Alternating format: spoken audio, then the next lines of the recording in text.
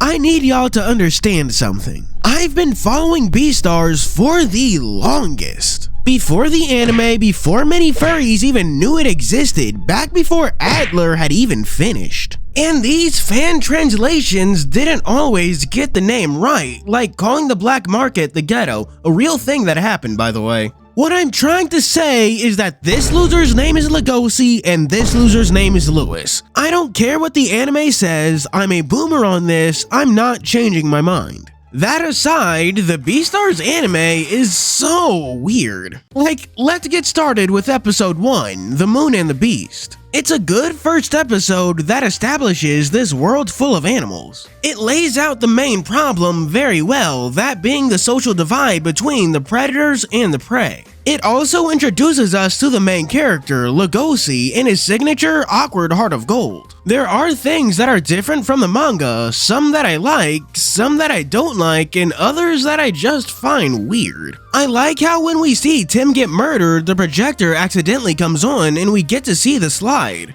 It's small, but it adds a lot of dramatic irony to the moment that the manga just doesn't have. I dislike the way the anime handled Lugosi for the first half of episode 1. In the manga, he slinks and stalks through chapter 1 as opposed to the anime where the most they do is give him a shadow and some creepy music. The way he's presented, that movement is important to establishing the twist that Lugosi wasn't the murderer. He's not evil, just weird. And then there's the weird changes like keeping the squirrel who's struggling with their nuts. In the manga, Lugosi crushes the nuts for him, but that doesn't happen in the anime. Why keep the problem but not the solution? And all of that is in the first half of episode 1. The real plot of the episode concerns the drama club's main performance, the play Adler. We're also introduced to the second of our main characters, the red deer Lewis. He's the school's star student and the lead actor of the play, however, behind closed doors, he's got some darkness. He's cruel and mean to those beneath him, bends the rules to suit his pride, and has a fascination with Lugosi.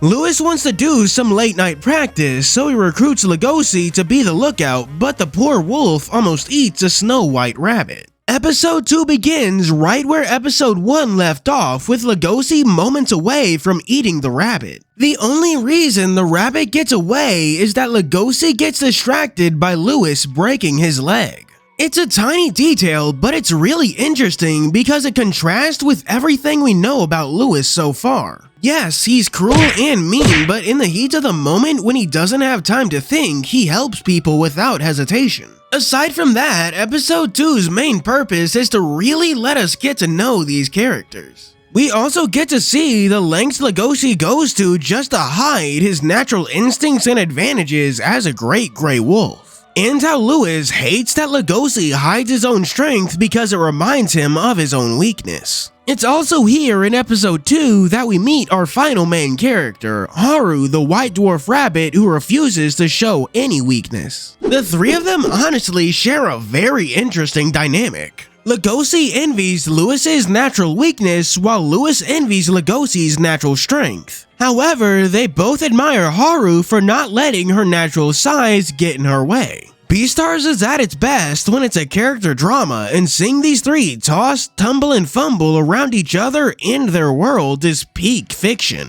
Lugosi feels guilt for trying to eat Haru, but the more he watches her, the more he finds love budding beneath the surface. Love that's taboo due to them not only being two different species, but predator and prey. It's sending him through this wonderful emotional turmoil, and did I mention how much I love his VA? Jonah Scott does a wonderful job bringing life to Lugosi. I'm not saying the other VAs are bad, but Jonah Scott is a standout. He's at his best whenever Lugosi is going on one of those internal monologues. He manages to capture the internal struggles of a wolf coming to age exceedingly well in all of its awkward glory.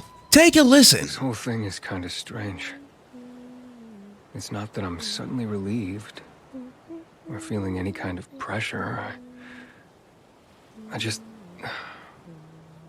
can't stop looking at her. It may seem simple, but the way he hesitates, the way you can hear his breath against the mic adds so much texture and depth to such simple dialogue. Episode 3 is one of my favorites, not only because we get good moments from Jonah Scott, but also Griffin Powell too, who voices Lewis. We get to see Scott capture the foolishness of Lugosi trying to navigate his first inklings of love, and Powell too capture the vainglory desperation of Lewis as he pushes through a performance on a broken leg. The entire episode is just drop dead amazing. Episode 4 is the aftermath. It has Lewis dropping out of the play due to the aforementioned broken leg. They decide that Bill will replace Lewis and that Lugosi will replace Bill. But things get spicy when Lugosi catches Bill doping with rabbit blood and the poor wolf breaks character and ends up getting into a fight on stage. I really like this moment. The action is good and bloody, but the writing is goddamn amazing.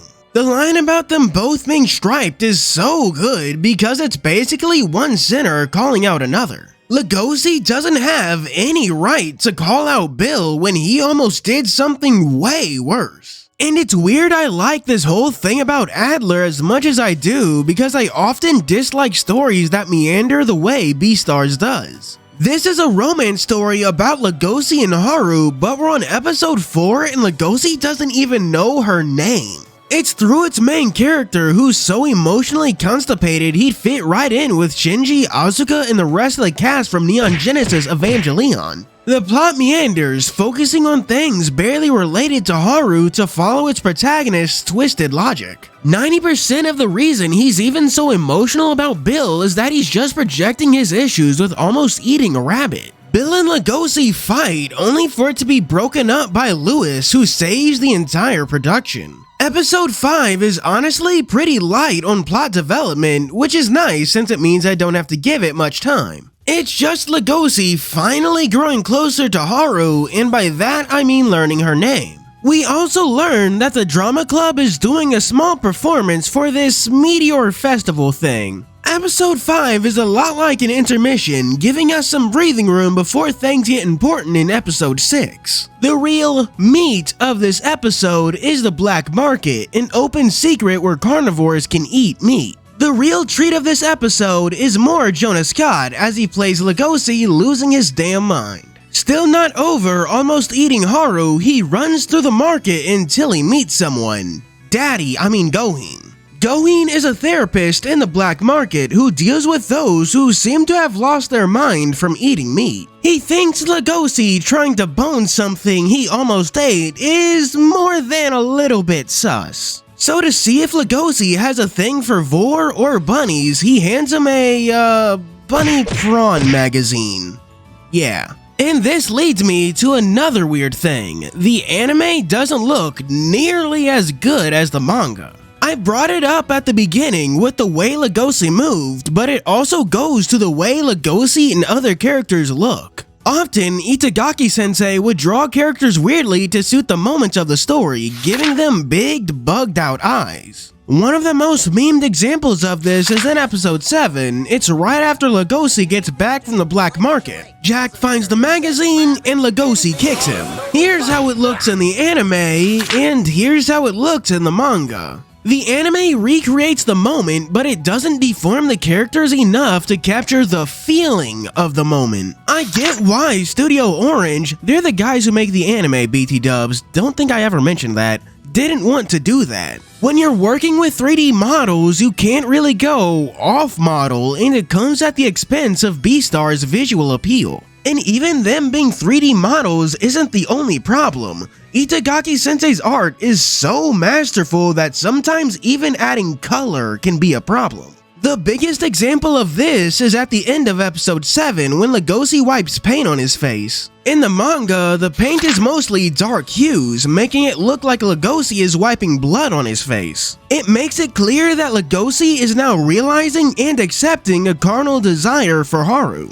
But the addition of lighter colors in the anime just makes it clear that Lugosi wiped paint on his face. Any coolness is lost when you realize he's going to spend a solid hour cleaning that out of his fur. However, changes like that are also contrasted with some of the good things, like establishing cohesive visuals. Not sure if I'm describing that right, but what I mean is when the show repeats imagery when a character is feeling the same emotions for a second time. Like when Lugosi first attacks Haru, and like when Lugosi first attacks the, spoilers. Repeating the imagery of fire flooding Lugosi's veins goes a long way to making the show feel tight and cohesive. Lugosi realizing himself is only half of episode 7. The first half concerns this chicken and another weird thing about the anime. Their name is Legom, and due to the anime's habit of adapting 2 chapters, it creates a problem. In the manga, Legom gets a whole chapter to herself, which suits this kind of episodic one-off story. However, the anime gives Legom half an episode. So after you reach the end of Legom's story, the episode just kind of keeps going, ruining the pacing of both halves. Before I move on to episode 8, I have to go back to episode 6 because that's when we're introduced to Juno for the first time.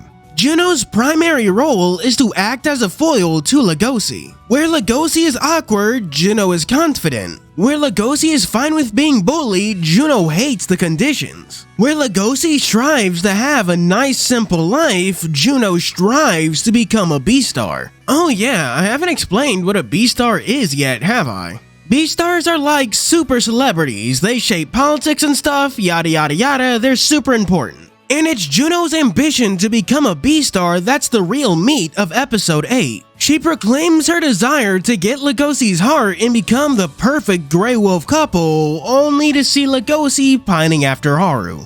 Episode 9 really threw me for a loop when I first watched it. It gives us Lewis's backstory, how he was meat stock at the black market who was supposed to be sold. And surprise surprise, I actually prefer the way the anime does this over the manga.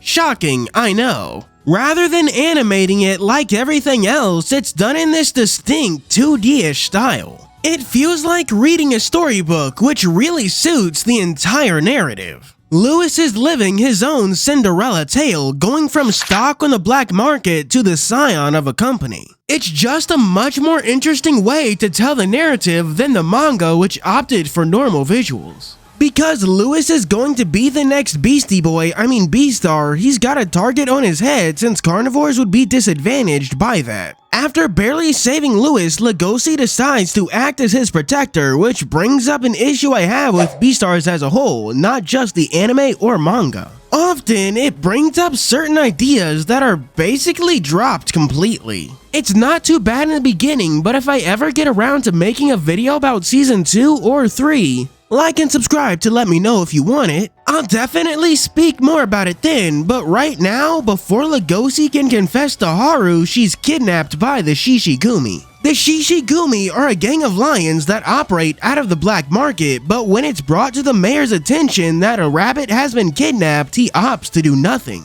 This is probably my single favorite scene in early Beastars when the mayor explains all he's done. I wanted to have a pleasant face, and I spent a small fortune on surgery to achieve that. I was fully committed to becoming the mayor. Up until now, the series had been relatively isolated to their school. However, with the Meteor Festival, they finally started venturing outside of that. They encounter the black market and the Shishigumi, and that's only just the beginning. Now that they're outside of the walled-off garden that is their school, they're now being exposed to the everyday darkness of society that makes it run.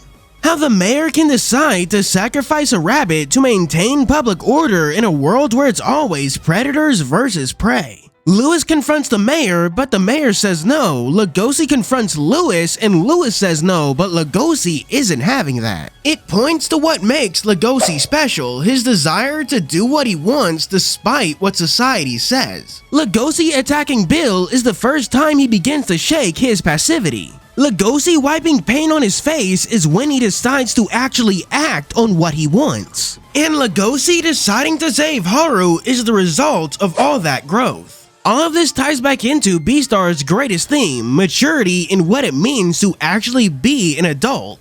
I would speak more about this, but this video is already long enough, so let's zoom right on past episodes 10, 11, and 12. To make a long story short, Legoshi finds Gohin, gets his help, they fight the Shishigumi, and Haru is saved. There's actually this whole theming around Haru I'd like to talk about, but due to the nature of it being about how a woman views her body in a sensual way, I can't really talk about it without risking demonetization. If you want me to make a separate video about it, tell me in the comments, but for now, I'll say this. I love the way that Haru gets to assert herself over the leader of the Lions. It's the first time her dignity comes from herself rather than her intimate acts with others.